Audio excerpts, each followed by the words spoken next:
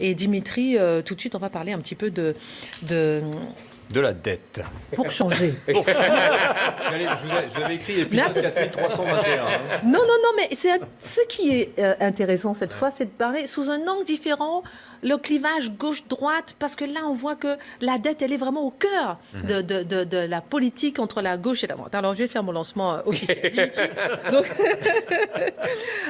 alors, pas un jour en ce moment dans la presse sans une tribune, effectivement, on l'a remarqué, sur la dette. Et si la France ne remboursait pas ce qu'elle a emprunté pendant la crise sanitaire, et si on effaçait tout simplement la dette Covid qui plombe les finances publiques, tout le monde en parle, il y a des arguments techniques, à savoir si c'est possible ou pas, et puis il y a le débat politique. Est-ce que l'on retrouve un clivage droite-gauche autour de cette question de la dette? Eh bien non. Tout ça pour ça. Non, mais c'est vrai que bon, merci, à bientôt.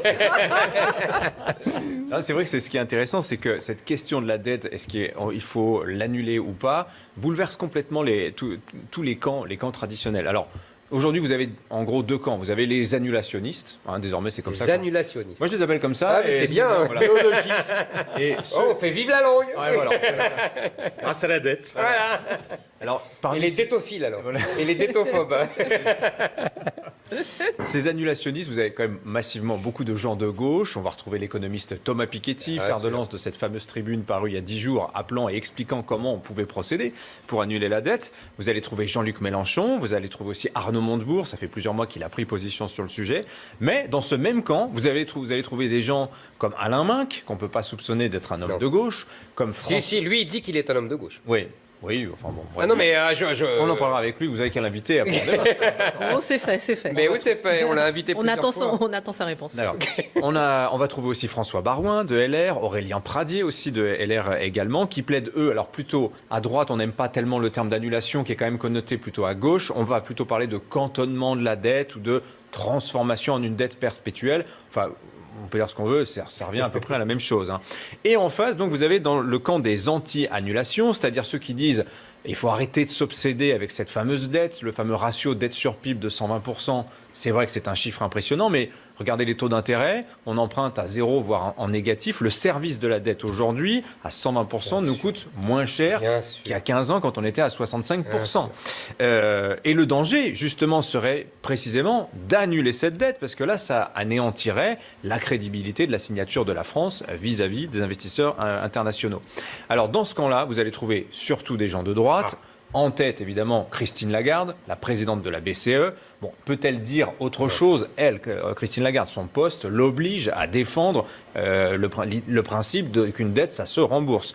Vous allez trouver Bruno Le Maire, ministre de l'économie, qui l'a encore répété ce week-end, Éric Woerth aussi, mais aussi, et c'est là qu'on retrouve un peu notre chamboulement, des économistes plutôt classés à gauche, à commencer par Esther Duflo, prix Nobel d'économie 2019, Henri Sterdignac, qui aussi fait partie des économistes atterrés, et quelqu'un qui est un peu plus au centre, comme Jean Pisani-Ferry, qui n'est pas très connu, mais c'est un économiste influent. Voilà, il est au C'est lui qui a fait le programme économique de Macron. Exactement.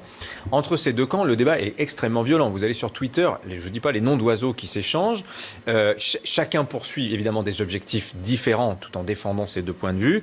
Et c'est frappant de voir aussi que ce débat, c'est une invention purement française. Et depuis le tout début de la pandémie... On est les plus forts. Voilà, bien que... Non, mais comment c'est possible? Le sujet, il est en train d'essaimer un petit peu partout en Europe, notamment dans des pays très endettés comme l'Italie, mais aussi la Belgique. Attends, j'ai d'autres questions, mais non, mais j'arrive pas à comprendre. Pourquoi uniquement Une en chose France? simple. Pourquoi? On est un pays politique. Voilà. C'est-à-dire? Pas les autres. C'est-à-dire que nous, on mange de la politique au matin, midi et soir. On pense politique. C'est pour ça que parfois, d'ailleurs, on ne comprend rien à l'économie. On pense politique. On voit les choses en termes politiques, en termes idéologiques. Les autres, ils voient les choses, les Allemands, en termes économiques, industrie. Vous voyez, chacun, c'est pas leur monde. Nous, on invente la politique. On l'a inventée depuis 2 siècles. Ça continue. Il n'y a que les Italiens qui sont aussi forts que nous, mais là, c'est... Voilà, c'est... Alors, pardonnez-moi, Dimitri. Alors... Non, mais c'est une question fondamentale. Pourquoi nous, on a ces débats-là et les autres ne l'ont pas? Voilà, que ça soit franco-français. Les Allemands l'ont. Les Allemands l'ont maintenant? D'accord.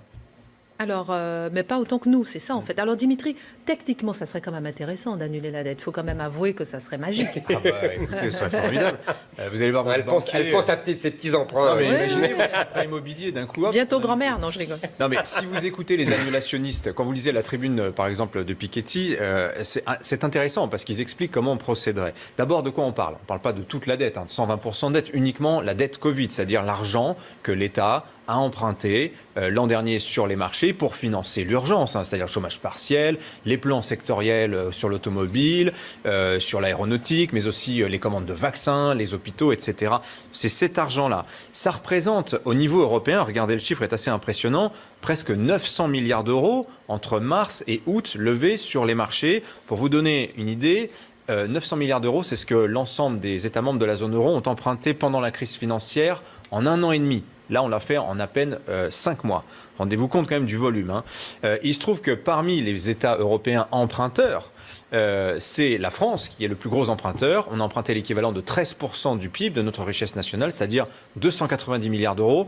290 milliards d'euros, c'est ce que la France a collecté comme impôt sur l'ensemble de l'année 2019. Et c'est donc ce qu'on a emprunté en l'espace de 6 mois, pour vous dire à quel point l'échelle.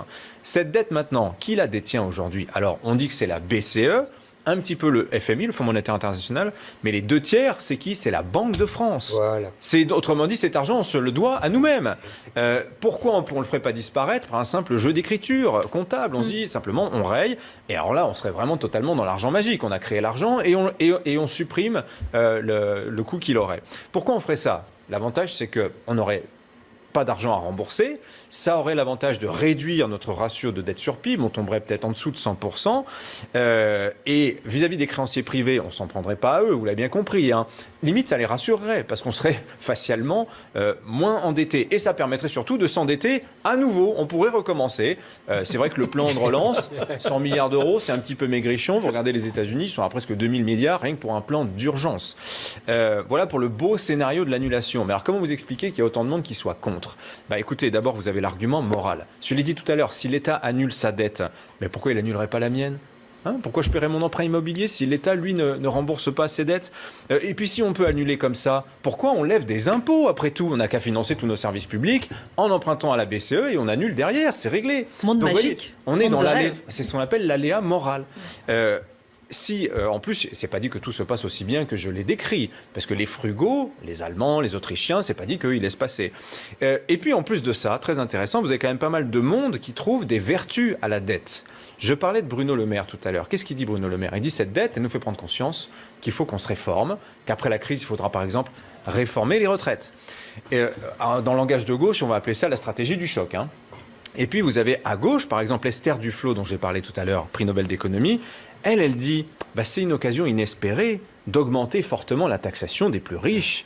Et oui, et là on serait dans une logique, si vous voulez, complètement de gauche. Elle rappelle d'ailleurs opportunément que sous Eisenhower, après la Seconde Guerre mondiale aux États-Unis, à un moment, la taxation des plus riches, elle est montée à 96%. Autrement dit, 70%, la taxe à 70% de François Hollande, c'était presque petit joueur comparé. Éric C'est Zemmour. le grand argument de Piketty et donc de Esther Duflo, sauf qu'il est largement erroné. C'est-à-dire que c'est un peu comme nous. Nous, en Europe, on est les rois de la taxation. Mais en vérité, avec toutes les exonérations, c'est beaucoup moins fort qu'on ne le dit. C'est la différence entre ce qu'ils appellent facial et le réel. Et là, c'est la même chose. Le 90% d'impôts sur le revenu pour les plus riches, c'était facialement. Mais en vérité, avec toutes les exonérations, ils ne payaient jamais 90%. Et puis, il faut dire qu'à l'époque, les Anglais aussi étaient comme ça. Et qu'est-ce qui se passait? En 71, les Rolling Stones sont venus s'installer en France pour ne pas payer d'impôts, parce qu'ils payaient trop d'impôts en Angleterre. C'était le monde à l'envers par rapport à aujourd'hui. Et on l'a oublié. Donc c'est pas... non mais Piketty et Esther Duflo, ils sont obsédés par les riches. Bien sûr. Merci, Un problème monsieur. psychanalytique. Ouais, merci.